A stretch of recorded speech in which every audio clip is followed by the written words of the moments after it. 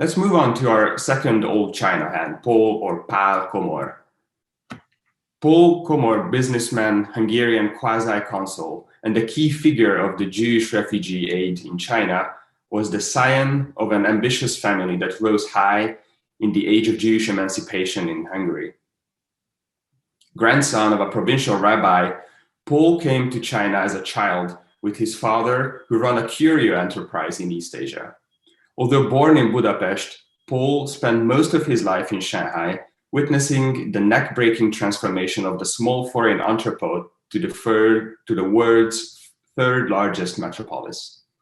In 1915, Paul married Adele Rogalski, a Crimean Russian Jewish refugee from Harbin, with whom they had two sons. During the years of World War I, the Komor family stayed in Shanghai, but in 1919, along with other enemy nationals, as they were called, they were deported to Europe by the British. A year later, when sanctions were lifted, Paul returned to China with a Hungarian passport and remained there until after World War II. Here on display, you see a family photo from 1921, 1922. Of course, Paul, Adele, their two sons, and Isidor, Paul's father, is pictured. The first time Paul Komor directly engaged with the affairs of the local Hungarian community was in the early 1920s, during the Austro-Hungarian prisoners of war repatriation mission from East Siberia. However, already between 1915 to 1919, he participated in his father Isidor's humanitarian relief efforts offered to Hungarian POWs in Russian internment camps, as well as to refugee soldiers passing through China. Indeed, the Komor's philanthropic activity was well known at the time, and their reputation radiated well beyond the war years. On a voluntary base, Paul Komor assisted the Dutch Consulate General in charge of Austrian and Hungarian interests in identifying and vouching for Hungarian nationals that often lacked the proper personal documentation necessary for traveling home. It was the first time Paul Komor appeared as a go-between for Dutch officials and Hungarian repatriates, which foreshadowed his role for the next 20 years. Here on display, you see a document from this time when Paul Komor is certifying the Hungarian person whose photo is also attached to this document that by his speech, he's undoubtedly Hungarian. Komor earned a respectable stature in the Shanghai community, and his loyalty to his fatherland was well known. This would explain his appointment to serve as honorary consul to Hungary for more than 15 years. But was he really?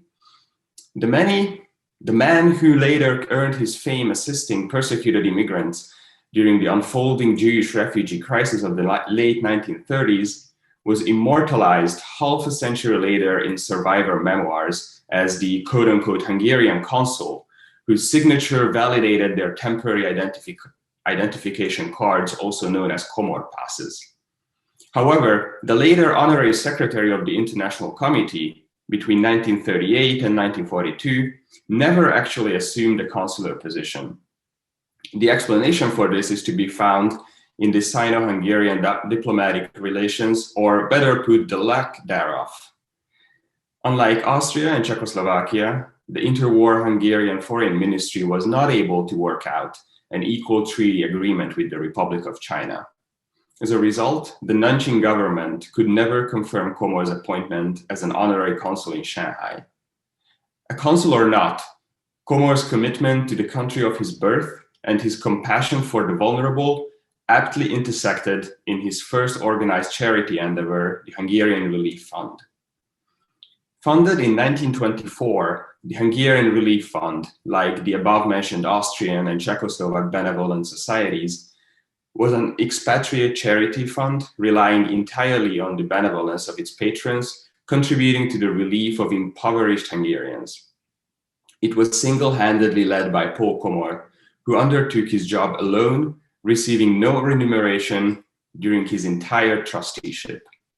Benefited from the communal effort, destitute Hungarians were lifted from poverty and could even rise to become contributors themselves.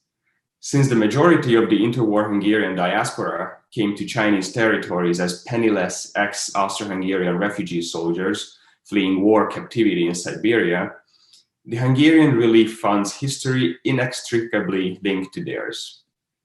While former prisoners of war can be found on both ends of the assistance efforts, most of the previous recipients carried on serving their community within the Hungarian diaspora. When in 1940, a complex set of reasons finally resulted in its dissolution, the legacy of the Hungarian Relief Fund survived on both in the Jewish refugee relief and the local Hungarian diaspora organization of Shanghai. With the architect László or Ladislav Hudec, an ex-POW and a former Czechoslovak citizen, taking over his functions at the Hungarian community, Komor, who in turn ironically wasn't able to prove his Hungarian citizenship, shifted his full attention on the Jewish relief aid in the International Committee. Now you see a so-called Komor Pass from the time with the signature of Paul Komor. Soon after Eduard Kahn had left the IC, the Komor Committee further specialized in its focus on record keeping for the immigrants, issuing identity cards as this Komor Pass on display, birth and marriage certificates as well. In addition to projects like the Milk Fund or the Emigrants Thrift Shop, these administrative functions were all familiar to Komor, who by then, for more than three decades, was engaging in similar work. When in 1942, the Japanese authorities arrested him as a suspected British spy, the IC significantly reduced the scale of its operations. Just quickly want to remind you that in 1919, he was expelled by the British as an enemy subject, and now in the 1940s, he is accused by the Japanese as being a British spy. How ironic. Although released from custody soon, Komor remained under police surveillance until the end of World War II. In 1948, during the Chinese Civil War, as the communist forces' victory over the Kuomintang seemed imminent, he and his wife joined their sons and emigrated to California, where they spent the rest of their lives. A hero of the Shanghai Jewish refugee aid, Komor is still widely remembered among the survivors' families. Today, in the Shanghai Jewish Refugee Museum, some of you might have visited this place, you can find a plaque commemorating his efforts that was inaugurated in 2014 with representatives of the Hungarian government.